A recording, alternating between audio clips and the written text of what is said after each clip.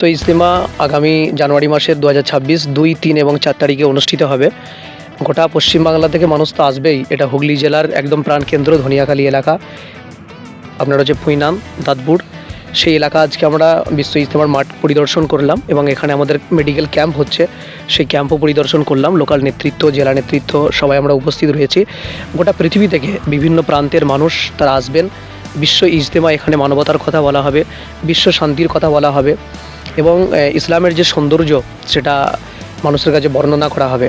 তো সেই দিকে লক্ষ্য করে আমাদের এখানে মেডিকেল ক্যাম্প হবে। আগত যাত্রী যারা আসবেন, তীর্থযাত্রী বা এই ইজতেমা উপলক্ষে যারা অংশগ্রহণের জন্য বিভিন্ন প্রান্ত থেকে আসবে। বিশ্ব ইজতেমা মানে হচ্ছে শুধু ভারতবর্ষ নয়, ভারতবর্ষের প্রতিটি রাজ্য থেকে যেমন মানুষ আসবে, আমাদের কাছে খবর রয়েছে বিশ্বের বিভিন্ন দেশ থেকেও কিন্তু এখানে বিভিন্ন ব্যক্তিরা আসবেন এবং গুণীজন সেলিব্রিটি মানুষেরাও এই ইজতেমাতে অংশগ্রহণ করবেন। সেদিকে লক্ষ্য করে মানুষের যাতে কিছুটা হলেও আমরা পরিষেবা দিতে পারি। লক্ষ লক্ষ মানুষ, সেই লক্ষ লক্ষ মানুষদের মধ্যে কিছু মানুষকে যদি পরিষেবা দেওয়া যায়, সেই মেডিকেল ক্যাম্প আজকে আমাদের তৈরি করা হচ্ছে, প্রস্তুতি চলছে। আগামী 2, 3, 4 এই বিশ্ব ইজতেমাতে আমরা মানুষের পরিষেবাতে হাজির থাকবো, উপস্থিত থাকবো। না, সে ব্যাপারে যদি একটু বলেন। ইজতেমা বিশেষ করে যারা ইসলাম ধর্মাবলম্বী রয়েছেন, মুসলিম সম্প্রদায়ের মধ্যে এটা অনুষ্ঠিত হয়ে থাকে। প্রতি বছরই ইজতেমা হয় এবং বিশ্বের বিভিন্ন প্রান্তে হয়। মূলত এখান থেকে মানুষদেরকে ইসলাম ধর্মের ব্যাখ্যা দেওয়া হয়, ইসলাম ধর্মের সৌন্দর্যকে ফুটিয়ে তোলা এবং মানবতার কল্যাণে যে ইসলাম, এটা বোঝানো হয়। প্রফেট হজরত মুহাম্মদ সাল্লাল্লাহু আলাইহি সাল্লামের দিক নির্দেশনা, তার জীবনাদর্শ, তার আদর্শ, তার নীতি, তার সুন্নাহ, সেগুলো এখানে আলোচনা করা হয়। এবং শুধু ইসলামিক আলোচনায় হয় এমন নয়, খিদমতে খালক অর্থাৎ মানুষের সেবা করার যে একটা ব্যাপার থাকে, পৃথিবী জুড়ে ইজতেমা হয়। সেই ইজতেমাতে মানুষ অংশগ্রহণ করে, জাতি ধর্ম বর্ণ সবাই আসতে পারে।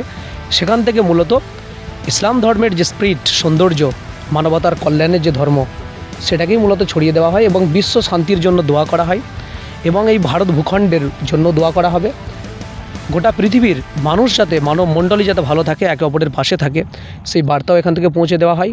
এই হচ্ছে মূলত ইজতেমা, যেটা পৃথিবীর অন্যান্য প্রান্তে হয়। এবছর সেটা ভারতবর্ষের পশ্চিমবঙ্গ রাজ্যের, আমরা হুগলির বাসিন্দা, আমরা গর্বিত যে আজকে সেই হুগলিতে প্রায় 30 থেকে 32 বছর পর আমরা শুনছি যে আমাদের বয়স হয়তো বিশ্ব ইজতেমা আমরা পাইনি, আমার 30-এর নিচে বয়স।